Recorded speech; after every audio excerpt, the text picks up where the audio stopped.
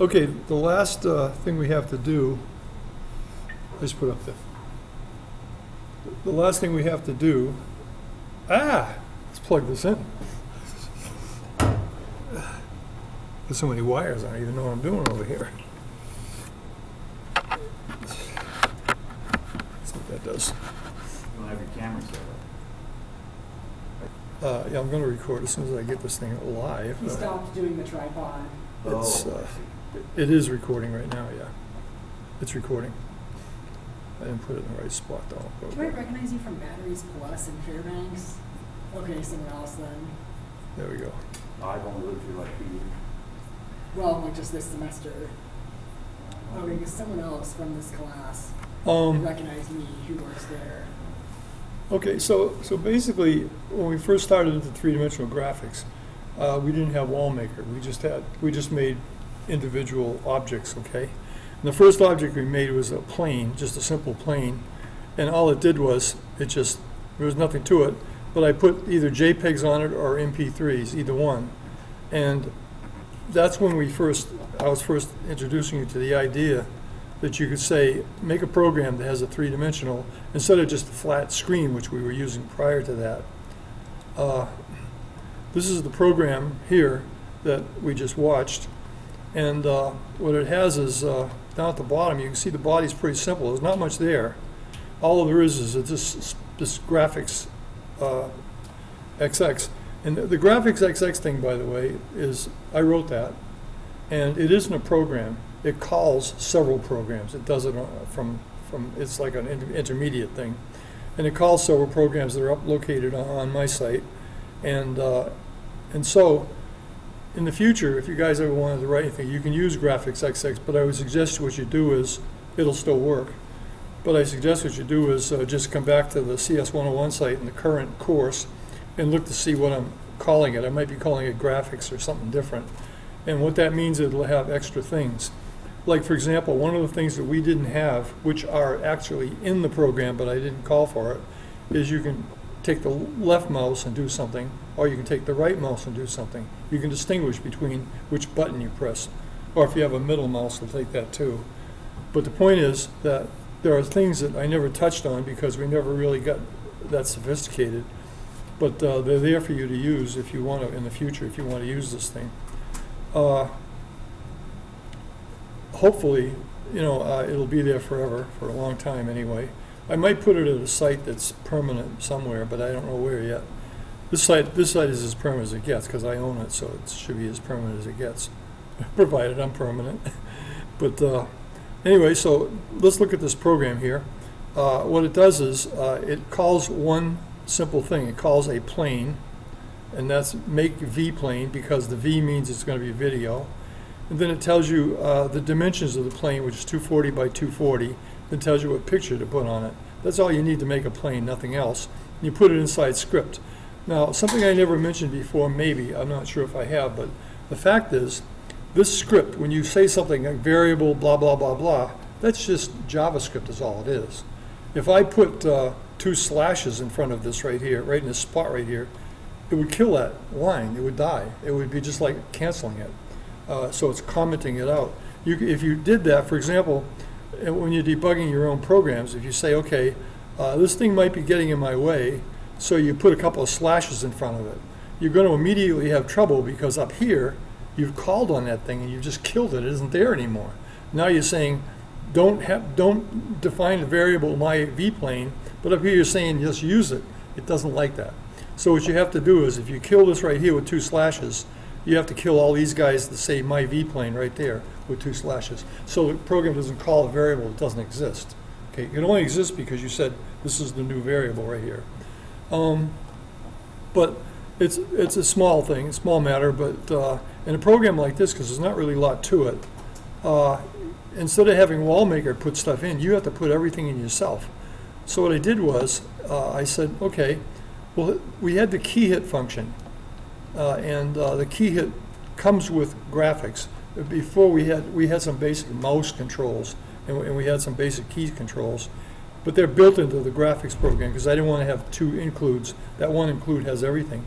So essentially, when you say key hit, it knows what that is because it knows what the mouse commands are.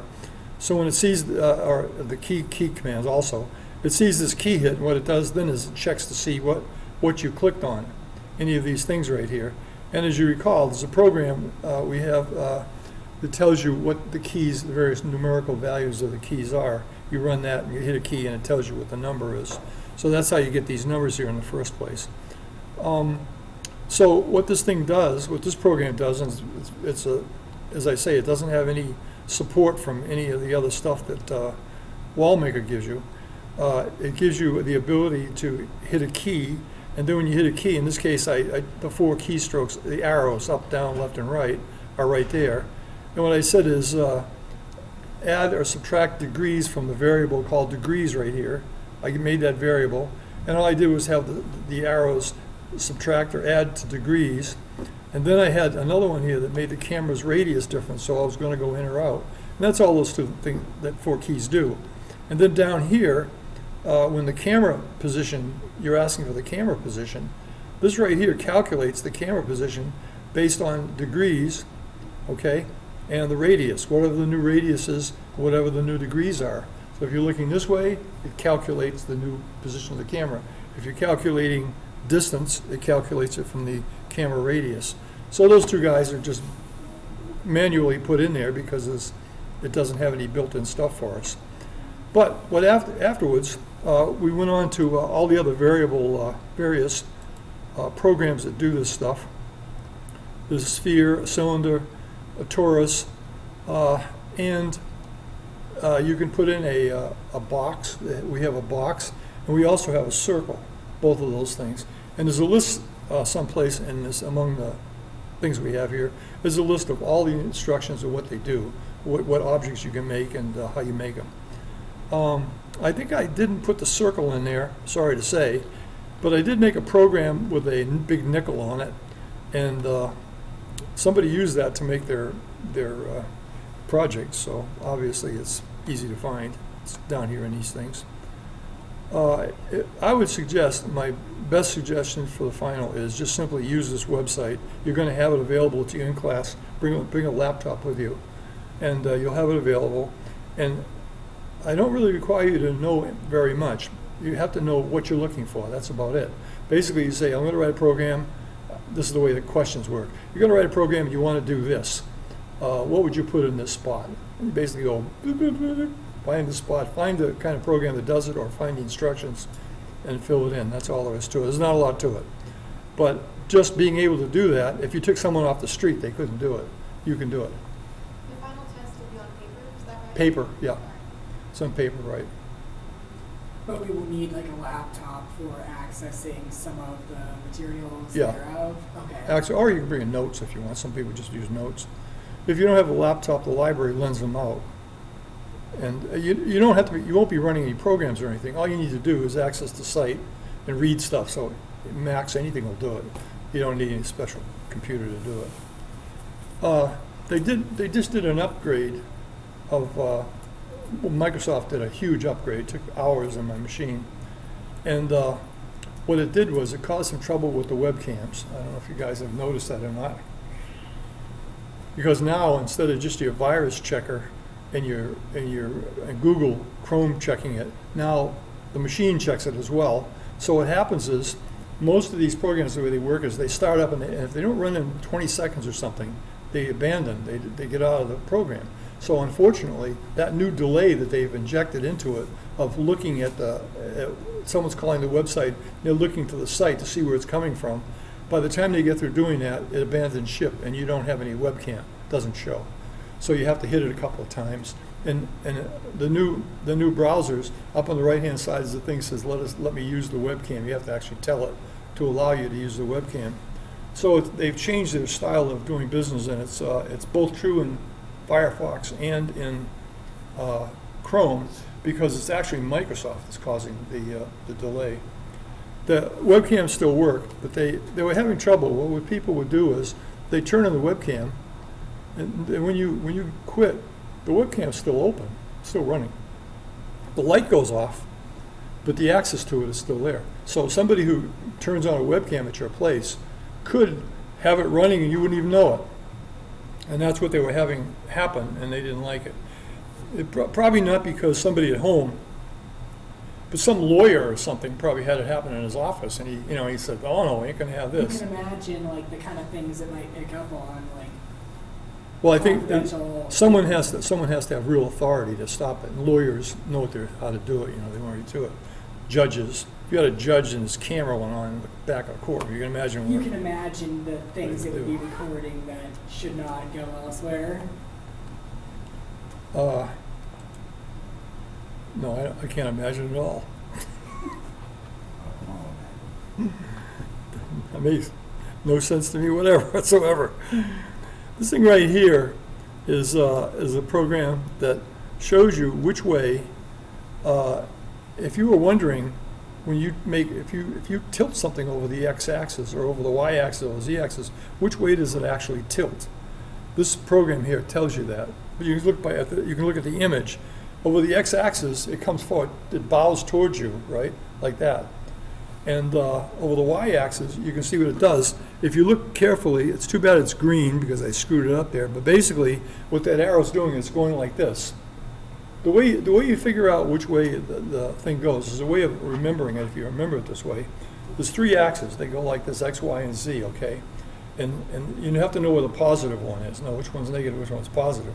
From your direction, this is x negative, and this is x positive right here, right? So what happens is, if you grab the axis and the bottom of your hand hits the origin, this finger will point in the right direction. It'll point the way that it goes.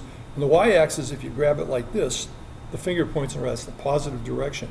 And the same in the z-axis. You put it against that z-axis, and that's the positive direction. So if you ever want to know which is the positive and negative direction, just look at the positive axis, grab a hold of it right at the origin, and this finger will tell you which way the axis is positive. It's sort of the easiest way of doing it. If you see in these 3 right here, if I grab the red one, the x-axis, you can see my fingers going like that, which is the correct way. And if you grab the green axis, you can see my fingers going like that, which is the way the arrow is going. And on the blue axis, the plus comes out this way, so I grab it like that, and my finger points in the right direction. It's called the right-hand rule, by the way. That's engineers came up with that, I guess, a long time ago. But it's a good thing to know because sometimes when you're doing stuff, you want to know you want to be sure your thing is turning in the right direction. You don't want to turn it in the wrong direction. You can plan it ahead like that. My style of programming is a little different. Some things like that I remember, but things that I don't remember, all I simply do is run the program. If it doesn't work, I reverse it, and it works. You just have to bend with this. There's so many different programming languages too. They all have tweeny little differences.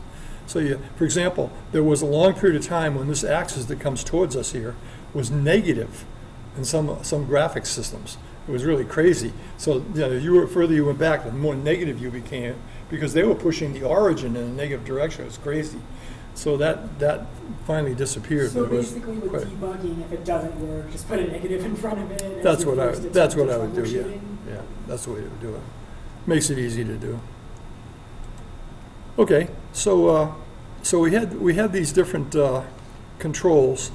Let me go down here. I want to get just a program that contains whatever we need, if I can do it. I'm going to take this down a little bit. I think it's too big. I'd like to take it down, but that thing's behind the so-and-so there. Hang on. There we go. I'm going to make this smaller. See if you still can read it okay. That's still readable? Yeah. That's pretty big still, isn't it? That's pretty good, much better. Can you still read it though? Yeah. That's much better. Then we can read. Now I can move around better. This is silly, always doing it. Okay, let's see where I'm at here. Let's see what day I'm at here. I think it's too late. I want to go far earlier than this. November 9th, we were still in there. Okay, right in here, I guess is where I should come up. But of course.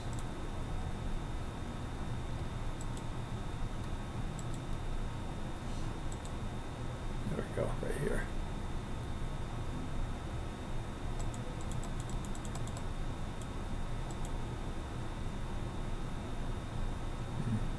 Wrong day. Get back here. Sorry.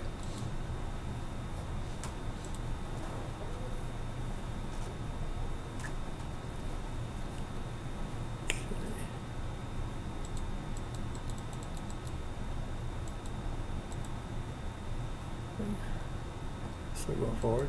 Sorry about that. We're getting up there now. That was the webcam day. Then I was out of the webcams. That's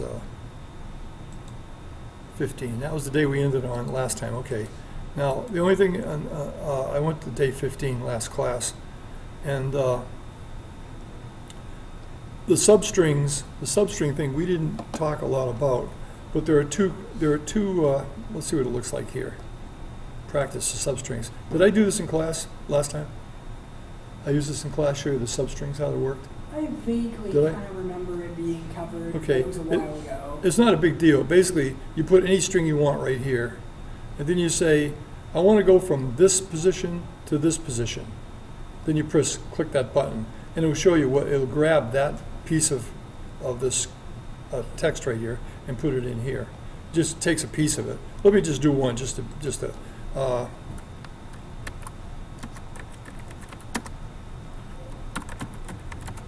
about that? Supposing I want to take I want to take every letter from the 4th letter to the 7th letter. I want to take that many letters out, 4, 5, 6, 7. Now watch what happens. I didn't get all of them. So is this basically like you can cut and paste, sort of, or? You can pull a chunk out and you have it in a different variable. You can take it and do something with it. Like in the case of Pig Latin, what you do is you take the first letter and you put it in the back. So I can capture that first letter there and throw it in the back. See, like that. You can do it. You can do that. But so in other words, there's various reasons why you might want to capture some piece of a thing. A common way to use it, which we haven't done in class, but a common way to use it is there used to be this program called Liza, and what it would do is pretend it was a human, and you'd type stuff in, and it would look at what you typed to figure out what you were saying, and then it would ask you questions about that. So, for example, they would say, what do you like? And you'd say, well, I like my mother, for example. And it would look for the word like, and then it would grab all the words after that and say, what did you like about your mother? In other words, what it would pull is just those words and throw it in there. So in other words, it looked like it was intelligently talking to you, but it really wasn't. It was just pulling pieces of the thing out. So it's like it's, like trigger word, I guess, or something? Yeah, right. And when they took that mother thing, they would, or father or candy or whatever you like and whatever you don't like, and they would start, and they'd keep grilling you on that and take the verbs out and look to see what you like or what you don't like and so forth. But the thing is, in that case, you can see what would happen is I like Alaska, I like Boston, I like New York. They would say, what city do you like? And if you say, I like Alaska, they would take the I like out and drop it, and they'd grab that Alaska, and they'd say, what do you like about Alaska? See, in other words, they would be able to take a piece out and look at it and do stuff with it. And that was the reason why that thing was invented. It was kind of handy to do that kind of thing. You can imagine the Central Intelligence Agency uses it all the time. One group that used it quite a bit was the Mormon University. They didn't allow 4-letter words like gosh, darn, or heck. BYU? Huh? BYU? Yeah, and they used to look at everybody's text, and they would pull those words out, right, and splice it back together so the word would disappear. It was pretty funny. That's where I was born. It's all right. Born in Provo. Yeah, they don't do that anymore, but for a while they were doing that. Are you talking about they would censor student emails, for example? Well, they were censoring. It's a religious school. They didn't want Sure. people to be. Yeah. Yeah. By the way, they invented computer graphics in Salt Lake City. That's where it came from. At University of Utah? Yeah, the very first graphics in the world came from there. They invented the idea of having points and lines between the points and filling them in. They invented that whole idea, which is the basis of everything, really. When I was a kid, I used to think about it. I never could think of a way to do it. I said, how are they going to do that? I never could come up with something. They came up with it. Just a lot of work, that's all. Anyway, let's keep going here. I want to just touch on any of the things.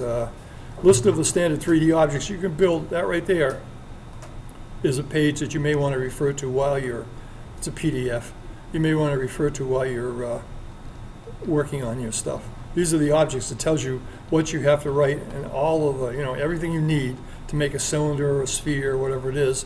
And it tells you the correct words, like this one says new cylinder, so it's just a picture, a JPEG, okay? This right here, this one on the end, which we've never used very much, but If you say you want a cylinder and you put everything except that comma 1, it'll give you a cylinder that'll be filled in both ends. If you put a comma 1 into that command, it'll erase the 2 ends and it'll just be a cylinder with nothing on top and the bottom. Yeah. So that 1 actually erases the end, the fill in at the end, which is handy for a lot of things. You don't want all of them to be filled in. By the way, and another thing, let me tell you another thing while we're doing this. If you supposing, for example, the program I wrote with a tomato can, I think I've talked to you about this before.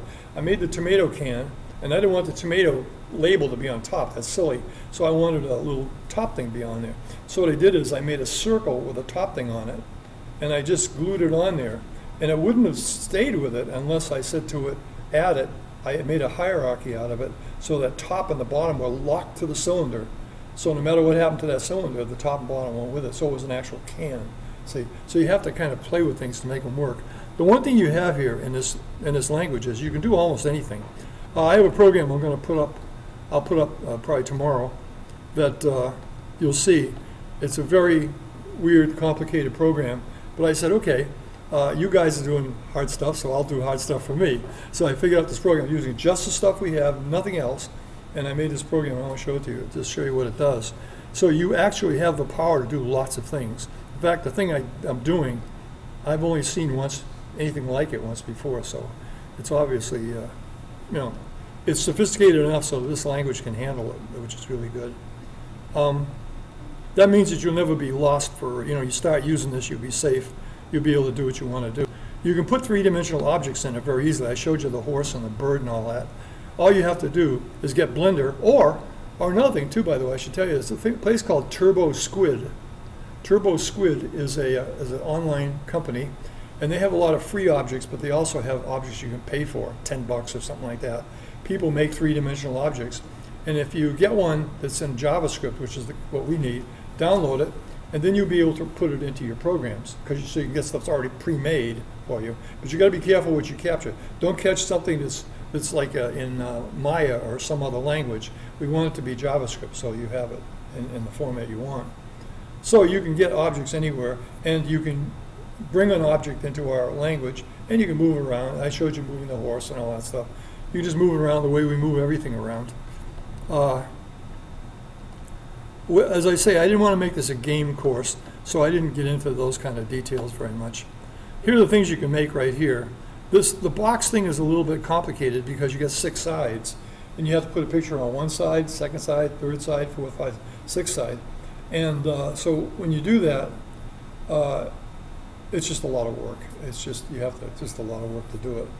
I think I did another thing too. I'm not sure if the box, I shouldn't say, I'm not sure if it does or not. It may take videos as well. I have made boxes with videos. I'm not sure if this one does or not. It might though. Couldn't you just do it in WallMaker though? Yeah, you could do it. You can make a box of WallMaker. That's true. That's actually just true. Texture one of the walls with them. Yeah, just make a box like that, right? So I watched the one on building the box. The only part that I didn't understand was your face that you put on it, how it has the circle in it. How did you do the circle so you can see through the circle and see the inside of the box? Oh, okay. Here's what you do. You first of all get the thing without the circle, just a solid wall, for example. Mm-hmm. You bring it into the paint program, and then in the paint program you can do it any shape you want. You cut a shape out of it, and fill it with like red, for example. Any color that is not on the wall, fill it like with red. Okay. Then you copy that to XNView, and in XNView, what you do is you say make that red transparent, and then save it as a PNG file, and you got it. Is this how you did the one where like you're in the farmhouse and you're like looking out the window Right. and you see like the barn outside? Right. So somebody did one of the projects has that in it. They're looking up the street, and there's a movie of the street going by outside of the store window or something. Yeah. Yeah, you should look at those programs that people have put up. I've got some more I haven't put up yet. I just got them today, so I had to put them up. But there's some good ideas there. They have some good ideas. I tried doing that once, and I looked up how to do it, and you have to go up to the file and then edit palette, right? Edit palette, yeah. You want to do one now? It just wouldn't work for me. The edit palette line was let me do one now because it's worth doing because other people, it's something that's worth doing. And it's right in what we're doing here. Let me get a picture and I'll cut a hole out of it, okay? Just to show you how to do that. Okay, so I'm going to kill this thing right here for now. We'll go back to it. But basically, this is a thing. This is the kind of thing you might want to do. A lot of people want to do stuff like this. I'll take a picture here. What have I got? Got a picture here of some kind. MP4. See, there's a JPEG right there, bricks. Okay, pretty small, isn't it? Too small. I'm going to resize it. Okay, it's too small, so I'm going to resize the thing. But let me make it bigger. I just need a picture of some kind to work with, and I'll use this one here. I want to open it with XView to start with, because if you have any picture, you want to make it a certain size. That's the way to do it. See, it's too small. So I go to Image, Resize. And I'll make it, see it's only 90, I'll make it like 600 or something like that. Okay, and there it is. It's out of focus, but you get the idea. That's what we want. Okay, so now that it's that size, I select it, I select all, Control A, Control C for copy, and then I go to the Paint program right here. Now red would not be a good color with this because these are they're red Kelly bricks. So red's not a good color. Let's use blue, okay? So we're going to make a big hole here. So what I do is I pick the circle. I pick the color blue, which is off the edge, but blue's over there. I made it blue. And I pick the fill as blue also. I want the whole thing to be blue. And then I tell the fill thing right here to fill it. Say solid color. So now when I go like this, it'll all be blue. Okay, so now I have that's where the hole's going to be. So then I say, okay, select that with the selection tool. I grab it and copy it. And then I go back to XView and I say Command Shift V, and there it is. That's now you want to make the hole in. This is how you make the hole. Okay, you start off, you go to Image, and you say Convert to Colors. Okay, that's the first step. Then you say, yeah, okay, I want to convert that to colors. The second step is you go to View, and you say Display Color Information. By the way, notice it's OUR, which tells you they're either British or French. They're not Americans. And there it is right there. I'm putting this little right in the colored spot. Now notice it's got the number 1 in index. That's the color it is. This is 11, pardon me. 11 is its color, okay? So that means, now what I'm going to do is going to go back to Image here, and I open up Edit Palette. Now if I go to 11, wait, right here, see 11 right there? I click on that. That's the color blue I want to get rid of. I click on Enable Transparency. Then I click on OK. There it is. Punch the hole in it. Now you got to be careful when you save it, because when you say save, say save as, you can do it either way. But down here it has to say ping here. Make sure that says ping. You can give it a name, whatever, Bricko. It can't be JPEG? No, JPEGs don't hold transparency. Oh, that's right. Only ping does. And that's it. There you got it. I think it's on the desktop. Is that where we are? Yes, Can okay. you convert from a JPEG to a PNG? Yes, Okay. well, I just did. That Right. thing is It was essentially. like brickwall.jpg originally? Originally it was a JPEG file, yeah. Okay. Let me just, right, hang on a second. No, don't save it. I'll get rid of that. I'm going to get rid of these things here for a second. No, I don't want to save that. And right here, bricks.jpg. Okay. So it's a JPEG image. If it's already a ping image, this program is kind of flaky. I'm not sure how it works with that, but what I would do is if the image you have is already a ping, the problem with that, if you want to make another hole in it someplace, because it's already got a hole someplace, if it's a ping, it probably has that. So what you could do is you'd have to save the file. You have to bring it into XView, then save it as a JPEG. That sounds crazy, but save it as JPEG. To get rid of its pingness, make sure it's got no ping stuff. Then open it into XNView and do exactly what we just did. Now it's treated like a raw file, like never been processed before. Ping, it's got a problem with the pings. Now I also have a Photoshop, which treats things differently. It's it's like a $500 program or something, but that's what it is now. It wasn't when I bought it, but they're very expensive, and Photoshop does everything perfectly. Trouble is that it's very expensive. This thing here does what you want. You have to kind of play with it a little bit. It'll do it. XNView will do whatever you want. By the way, if you ever see another program that's good that does this kind, I'd love to know about it. This guy seems to be the best one that I've found so far, but there may be others out there. I just don't know about them. Okay, but that's that. Okay, let's go back to our thing here. Okay, back to work.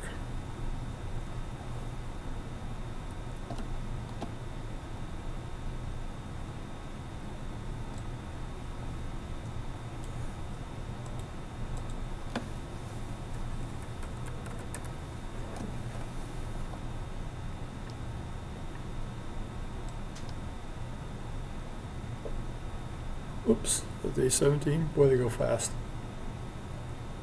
Webcams, let's be past that. Hang on. 8. Day 18. Every time I go down this thing, it goes so fast I can't keep up with it. 17. 16. We just did, this is where we are. Right now we just finished. A torus is the weird one.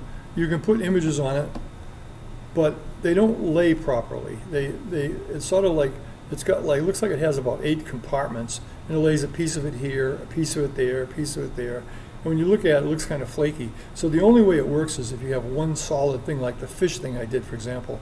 It's all fish. So no matter how they lay it down, it looks all the same. But if you have something that has like an American flag or something, you could easily break it up in a way that looks kind of weird. It doesn't do a very good job. Let's look at this one. I think I did this one with a fish. I'm not sure. But the instructions on how to use these. Now, see, there's the flag there. Turn it around. Well, that one's not too bad. That one's actually one. Did a good job with that. Wonder why some things it does well and other things it doesn't. Can you orient the flag any way you want on the? Only by taking the original picture and flipping it, rotating it, doing something with it. That's the only way you can do it. It doesn't have any. Well, now wait. I shouldn't say that because. Let me think, would it do it or not? If you have it on a wall, like suppose you have the flag on the wall, right side up, and you want to turn it around, it's backwards or something, all you have to do is rotate it 180 degrees over the y-axis. It'll put it frontwards.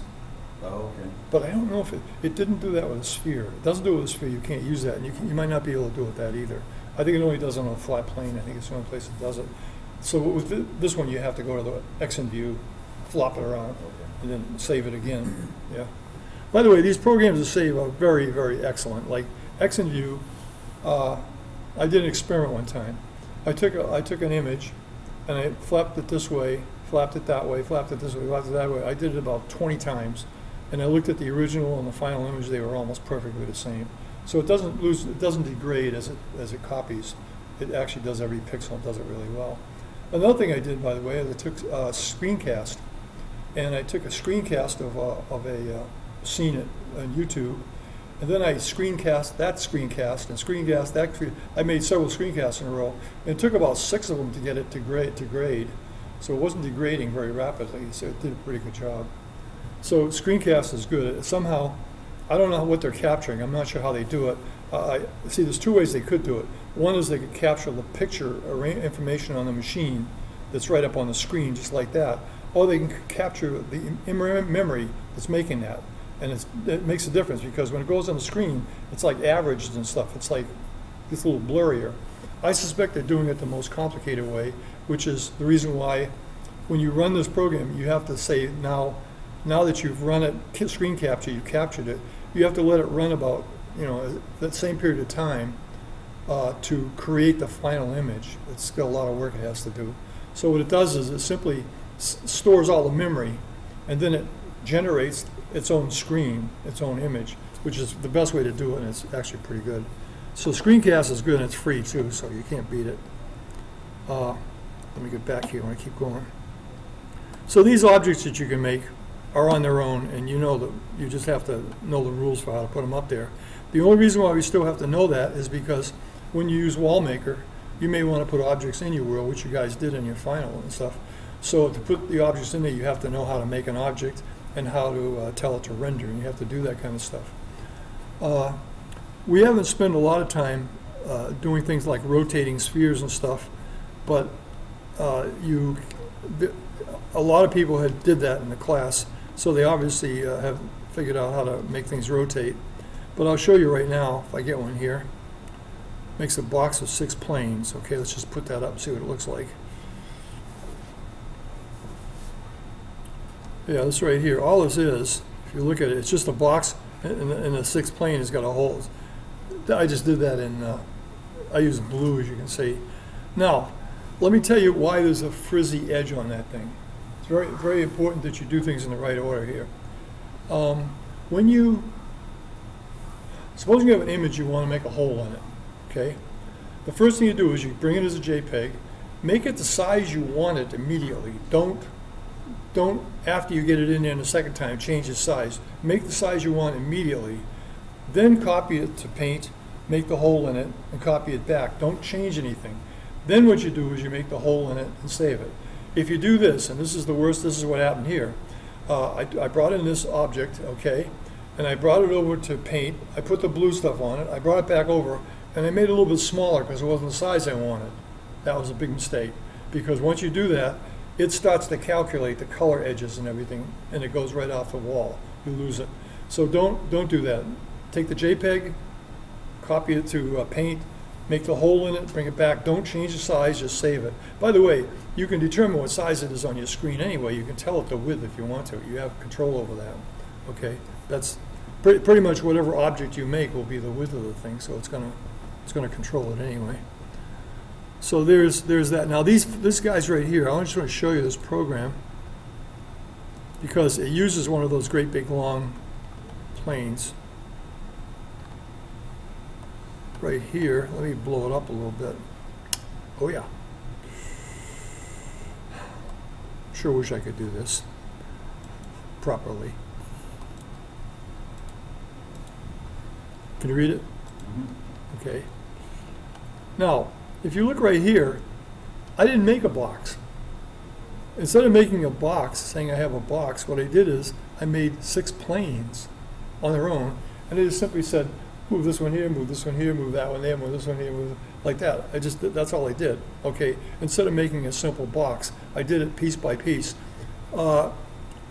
There's a reason for doing that, and I'll tell you what it is.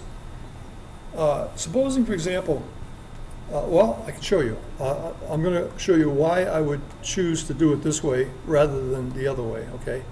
Let me get to. Have you guys seen the rabbit? Have you seen that one? Known as the Wabbit. The Wabbit. See if I can find the rabbit here. This doesn't seem. Oh, I left it up high. Hang on a second. I'll bring it back down to size. Okay. Now the Wabbit's like.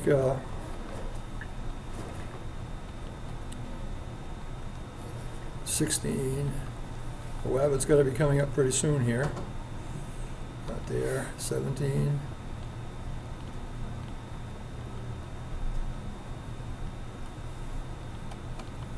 Sorry, I'm so slow. If you see the word Wabbit, let me know.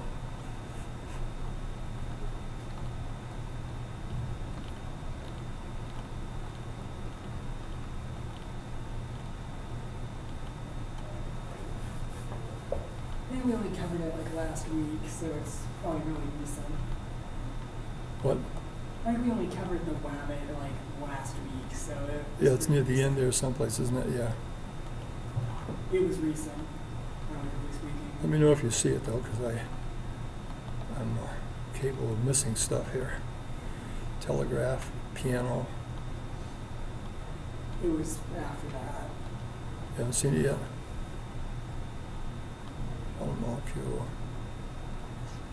It was after Hierarchical. B. It was after Orbs. Sprites even, I think. Flying space. Explosion. Bomb. Quite a variety of programs there, we said. I don't see the wabbit yet. Where? I thought I had it right here somewhere. I think it was still here, honestly.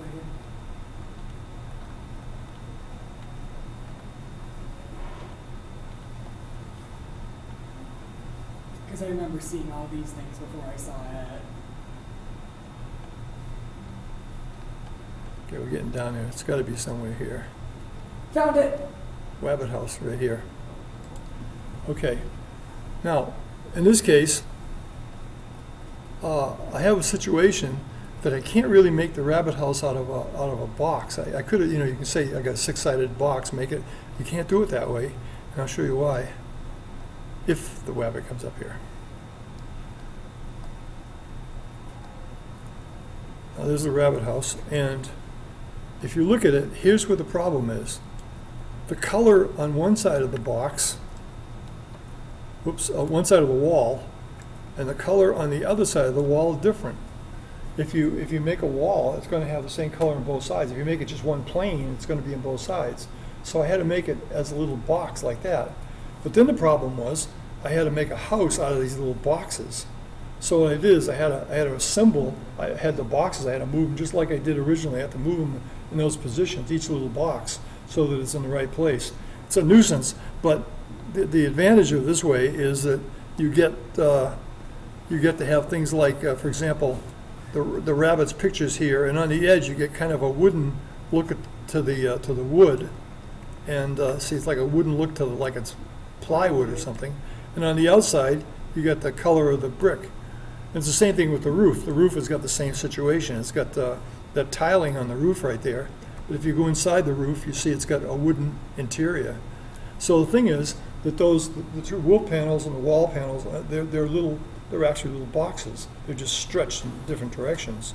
And so therefore, I had to put the boxes up like 6 boxes. In this case right here, there's only 3 boxes on the floor, 4 boxes. And then I put 2 on the top. I had to, move them around and everything. But there's the idea. So it can happen that the easy way out doesn't turn out to be what you want. I was just say make a box, put these things on it. It doesn't work out. I imagine what you could do, you could make the planes, and then you can make planes outside of those planes so they weren't touching. Like you could have an internal plane and an external plane if you want. But then you'd be kind of moving or figure out where they are, and it's much easier to make a box because the 2 sides are always parallel where if you put it. Anyway, that's the reason why I chose to do it that particular way that time. It's not a bad thing to be able to do. The point light. You guys, we've talked about point lights before, but give me a chance to talk about lights a little bit. We have among the things that there are instructions there's a PDF that has all the lighting information. How to make every light, how to turn it off, turn it on, change the color, and so forth. This thing right here has got a light right in front of it. And it's right between us and Venus here. There's a light, and it's a point light. It's very, very bright. As you can see, it wipes out Venus's surface. Wherever Venus turns, it just wipes out the surface. And you'll notice the moon that goes by, which is on this side of the light. The light's here, it's on the back side of the light. You'll notice that you can see it, the shadow, it's brightly shining on it. And when the moon gets in front of us, you get a quick shadow right there. That's the dark side of the moon, and then it goes around. So it's getting the light from that source that come in at the moon. As I said, this moon right here, as we've talked about before, this moon's not it's not a sprint. It's this thing over here. See, these guys right here are not spherical. I don't know if we talked about that before. These are not spheres. They're little pictures, and they're ping pictures. The edges are very transparent, and it's just that little circle in the middle. That's all you have. But no matter which direction you look in, if you turn around and look the other way, it gives you the impression that these things are little spheres, but they're really not. No matter which way you go, you have to get a feeling that they're not spheres. But they do look very spherical. I mean, it's a clever idea they came up with. I think there's 100,000 of them here, maybe more. There's a lot of them. And notice that they're all, this really actually impresses me a lot. The programming behind this thing is enormous. This machine is drawing each one of those guys on it, so figuring out where it is and putting it in, you know, and it puts it in big and small depending on how big it is and gives a perspective and everything. These machines are enormously fast. Anyway, that's it. That's what that does. I'm trying to find a good WallMaker program here because I use WallMaker even if I'm not putting walls up, by the way. The only reason why is because it gives me total control over the mouse, and I have all these controls I have built in, it's built into the graphics. And the WallMaker actually, WallMaker actually gives me the additional advantage that I can put walls up any place. By the way, some of you guys only put walls up on the edges, like on the other edges. You can draw walls in between and draw them anywhere. You can make rooms in there. You can do anything you want. I assume you knew that because all you have to do is just give it the name of what you want the picture to be and draw the picture, and it sets up a wall there. Professor, But I was wondering last night on my way home, what happens if you leave a wall out?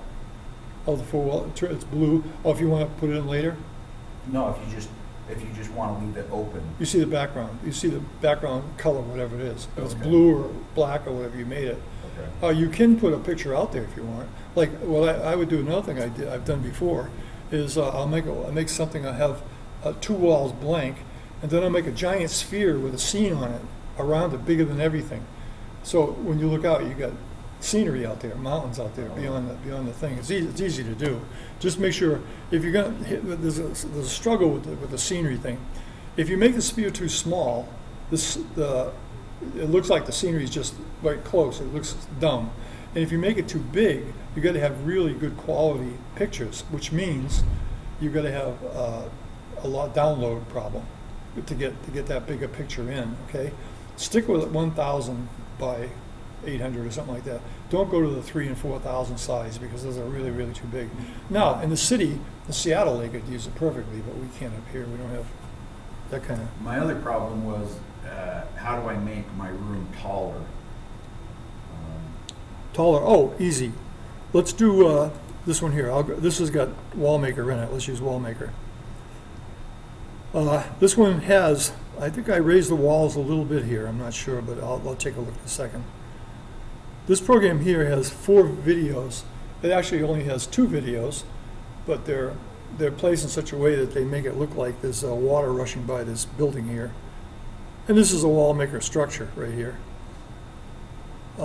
This is old. Sorry, I got to go to a newer version. This is an old version of WallMaker. It isn't going to give us what we want. Texture sphere in the White House. That's old. I'm throwing these old programs at you guys. I shouldn't do that. Lighthouse, submarine. These are really old programs. It's kind of smartphones. Blah blah blah blah blah blah. Behind the scenes. Let's see. Hollow spinning top. No good. I don't want that. I'm going to get a picture. Let me get one for you here. All we need is a simple WallMaker program. This one has it. The horse has it. Okay. We'll ignore the horse. Okay. So I want to look at it's got the 4 walls it creates. So here's a program here, and when you actually want to just run the program, that's the best way to do it. Let me just run WallMaker, and we'll see it.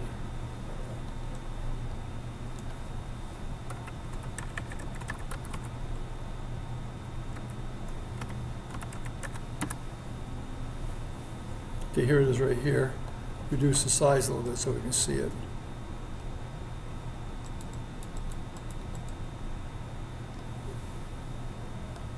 Can you read everything there? I'll bring it up one more time. Okay. Here it is right here. See this thing right here? It says roof height. Just change that number. And can you go too big? I've got it right here on mine, but No, I don't think so. I tried to do it at like 400 and It should do that easy. and it wouldn't pull up for some reason. It wouldn't pull up. No, my whole screen was just black, like there was something wrong in the code or something. Did you put in a roof? Did you put a roof in and all that stuff? A roof and a floor. Let me, Yeah, 400 works fine. Let's just do one. So say once you make it in WallMaker, and then you're like, I want it a little bit taller, where at in the code do you go to change that number? This number here, the size of the height, oh, okay. The only place that shows up is where the floor and the ceiling are. Okay. Okay, so if you look in the rendering section, it's the floor, and it tells you what its height is, what its Y value is. Just change it, All right. the Y value. That's one thing you do. And the other thing is the walls are a certain size. Like it tells you when you create a wall, it says its X value is this, its Y value is that. The walls obviously have the Y value of the height. What you do is change those. So as you just go into the program and change the height of the objects of the walls, and change the where the floor and ceiling are. And so you would have to change them all exactly, right? Make sure they're all exactly the same Well, height. yeah, they'll be. Yeah, I mean, like you can see it easy. If you want to go to 400, just simply change all the 200s to 400. Okay. That's all you have to do. I mean, it turns out to be not a hard thing to do. Some people have a different situation. They want to, for example, instead of making 4 walls and then 2 other walls of the same height, they want to put some objects, signs and stuff in the room. They want to draw it in WallMaker. You can do that. But what you do is if you draw a sign, it's going to be as high as the ceiling. Then what you have to do is when you go into your program, you have to say, okay, take that one and reduce its height by a certain amount, get it down to what you want. In other words, the program automatically will say every wall that you draw is 200. And when you see it in your program, that middle thing, which is just want to be a sign, you simply go to the 200 and change it to 50 or something, the height, so that then it shrinks it down. In other words, you have control over every object that you draw. You see it in your program, and you can control it just like you normally do, the height and the width and all that stuff. It's under your control. Do you want me to do this, or do you think it? No, I got it now. Okay, okay. Yeah, WallMaker is actually really beneficial to being able to create. I mean, all you have to do is look at the code that it generates. You'd have to write that every time, and it's quite a pain, quite a pain to do. This thing here has the lighting stuff, and I wanted to show you that too. Let's just stop at it for a second here, because I will ask you probably questions about lighting a little bit. But don't forget, you have everything you need. You have your computer, and you have programs that use this stuff and everything, so there's no problem. By the way, the horse is called mesh. I told you that before. And you treat it just like any object, no matter what it is, except that if you bring an object in from, Turbo Squid or someplace, and you want to bring it in, you have to bring the object in by saying animation, as I showed you down below here. I'll show you how to do it again. Right here. See that everything says script animation? All that is the name of the JavaScript file will give you whatever it is. And then you put it in this line right here. So now you have the animation in. To make it actually animate, you have to call it mesh. It has to have the name mesh. And then I scaled it because sometimes they give you something that's too big or too small. You have to rescale it to the size you want. And then you have to position it just like you do anything. But then you must use the word animate right there. That actually captures the movement of the object. That within, like in the case of the horse, it captures the gallop. But what I'm doing here in this program is I'm actually moving the horse around, by artificially just moving around the program. He keeps swinging around. Anyway, that's on the side. The light is what I was going to go for. Let's see if we can find the lighting stuff. Right here we have these cast shadow things, which we didn't talk about much, but even the mesh casts a shadow. Every object casts a shadow that you want. You can also click on the horse, by the way. If you want the horse to stop or something, you can click on it, and you can make it stop moving. You can do anything you want. So you have the ability, any object there is, you can click on and make it do something.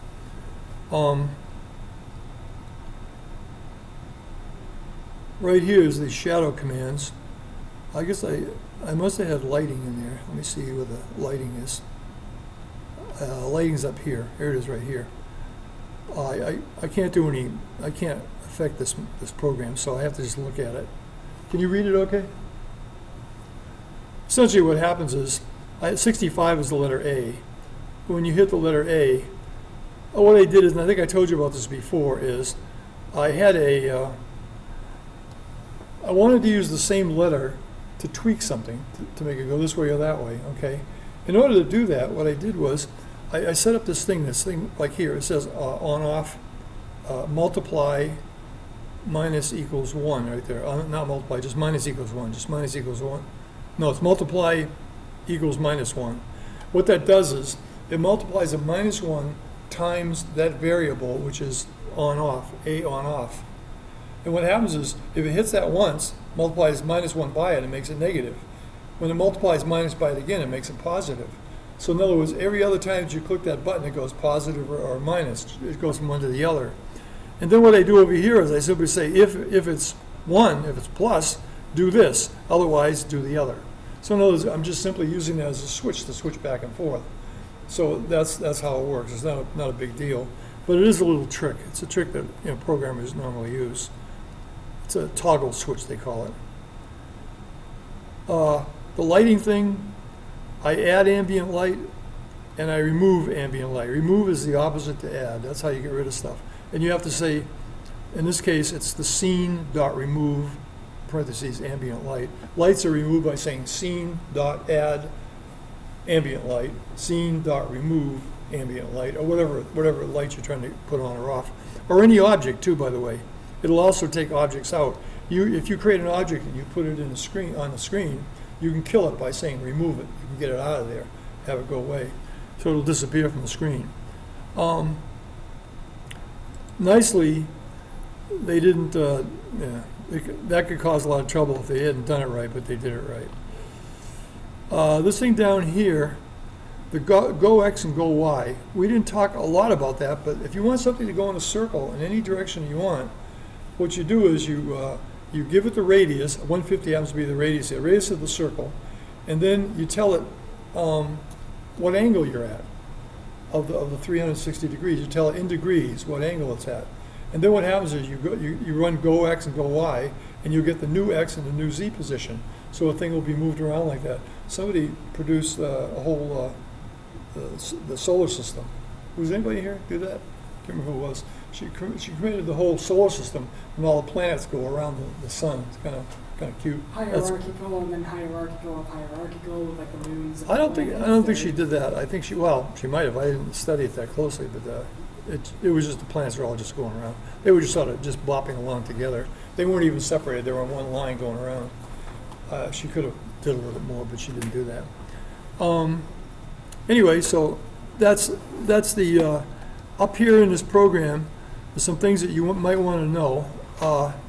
One is that if you want to shut off what keeps you from going out of the box, this line right here, 2 slashes in front of that one and 2 slashes in front of this one, the 2 if statements. If you kill those 2 lines, you can go outside the room. You're free to go around. Those are the only things that keep you from doing that. The other thing is up above, there's some variables you might want to know about. The most important one is turn, which tells you which way are you looking when the camera opens up. You put in what angle in degrees you want to be looking. Okay. D equals 4 simply says when you hit that arrow, how many pixels do you jump? How far do you jump? Not pixels, but how many units do you jump? If you make that 5 or 6, you're gonna move really fast when you hit that arrow. If you make it 1, you're gonna move slow when you hit the arrow. Total X and total Z, they obviously tell you where the camera is located or where you're located. Total X brings you this way, that way. I'm sorry, it brings you this way, that way, and total Z brings you a minus that way and plus this way. So you can put the camera wherever you want, and you can turn it wherever you want. So the opening scene can show it wherever you want to see, but with those three controls. You can also change your elevation. This program doesn't have elevation, but this is an old version. But the last thing over here is elevation. And if you change the elevation, you can have the camera up or high or low, depending on what you want to do. Bring it down with negative, bring it positive with 1, with the positive numbers. That's it. So that's pretty much it. If you guys have any questions, I'll be here for a while.